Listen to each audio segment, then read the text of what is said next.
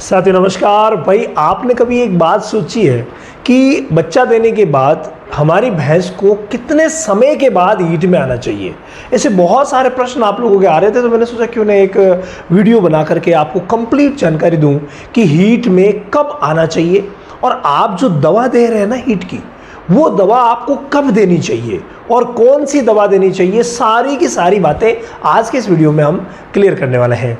तो देखिए, जब भी गाय भैंस बच्चा देती है उसके बाद एक निश्चित समय होता है जब उसकी बच्चेदानी फिर से गाभिन होने के लिए प्रिपेयर हो जाती है, तैयार हो जाती है। और ये जो समय होता है ना, वो समय होता है 45 दिन से लेकर के 90 दिन के बीच का, यानी कि 45 डेज।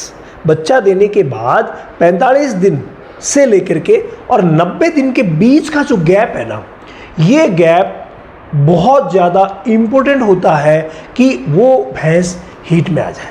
अब इसमें क्या होता है कि भैंसों में एक विशेष प्रॉब्लम और भी होती है, और वो प्रॉब्लम होती है कि भैंसें जो होती है वो सीजनल ब्रीडर होती है। मतलब कि भैंसें जो है एक विशेष सीजन में ही हीट में आती है, और वो सीजन कौन सी है भाई? वो अभी चल रही है, यानी सर्दी आने वाली हो या सर्दी जाने वाली हो, ये दो सीजन जो होते हैं उसमें भैंसें हीट में आती है। ये होता ही है। तो अब अगर मान लीजिए कि जो 45 से 90 दिन के बीच का जो पीरियड था, वो पीरियड इसी समय में आ गया, तब तो कोई दिक्कत वाली बात है ही नहीं। आपको किसी दवा को देने की भी आवश्यकता नहीं है, वो अपने आप हीट में आ जाएगी। और अगर आपने वेट किया 80 दिन तक, मान लीजिए कि साहब बच्चा दिए हुए 80 दिन हो गए, हमने वेट किया और वो हीट में नहीं आई, तब आपको हीट की दवा देनी चाहिए। ये विशेष ध्यान रखना है। इसके अलावा कुछ जो प्रबंध मैंने आपको बताए, बच्चेदानी की सफाई का प्रबंध पहले कर दीजिए, डिवॉर्मिंग 21 दिन बाद आप दे दीजिए, मिनरल मिक्सचर ऐसा जिसमें सारा का सारा कॉम्बिनेशन हो वो आप दे दीजिए। तो ये सब काम अगर आप कर लेंगे ना, तो ज़रूरत ही नहीं पड़ेगी दवा की, और वो 45 से 90 दिन का जो विशेष पीरियड होता है उसी में वो फिर से हीट में आ जाएगी। यानी 2 महीने के भीतर ही वो फिर से हीट में आ जाएगी और आपको किसी दवा को देने की ज़रूरत ही नहीं पड़ेगी। अब भाई बात कर लेते हैं कि दवा कौन सी दे। मान लीजिए ज़रूरत पड़ गई, भाई गर्मी का मौसम था, उस समय हीट में आई नहीं, टाइम पीरियड जो आना चाहिए था 45 से 90 का वो चूक गया, या आप भूल गए, या किसी भी कारणवश ये मिस हो गया मामला, तब हमें कौन सी दवा देनी चाहिए? तो सबसे पहले और सबसे प्रमुख बात, डिवॉर्मिंग आपको करवाना ही करवाना है। नीलजान से डिवॉर्मिंग करवा दीजिए।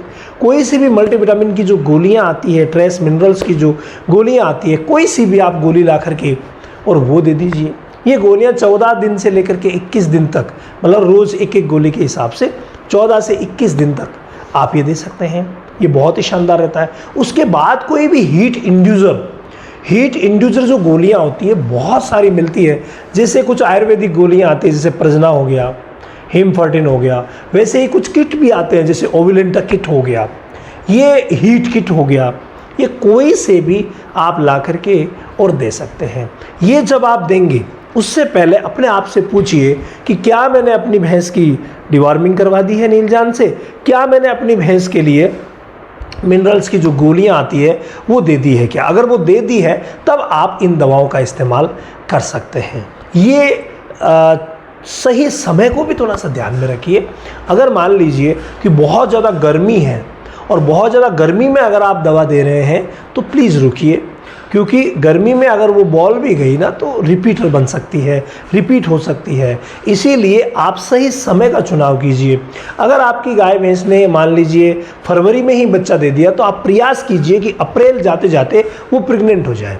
और अगर मान लीजिए उसने अप्रैल में बच्चा दिया है, तो मई जून जुलाई को छोड़िए और फिर अगस्त तक आपको दवा देनी पड़ेगी, यानी जुलाई एंड या अगस्त तक। मतलब इस हिसाब से आपको मैनेज करना है कि भैंस को भी किसी तरीके की कोई प्रॉब्लम ना हो और भाई वो समय पर हीट में भी आ जाए। इसके अलावा अगर आप कोई भी डेयरी फार्मिंग से रिलेटेड नॉलेज चाहते हैं, और हम आपको प्रोवाइड करवाते हैं A to Z dairy farming training, जो कि अभी मात्र डाटा खर्च में चल रही है, तो आप रामावत एनिमल ऐप पर जाकर के और इस ट्रेनिंग का हिस्सा बन सकते हैं। रामावत एनिमल ऐप आपको प्ले स्टोर पर मिल जाएगा, 1 2 3 4 OTP है। एक बार डेयरी फार्मिंग की ट्रेनिंग आप जरूर कीजिएगा।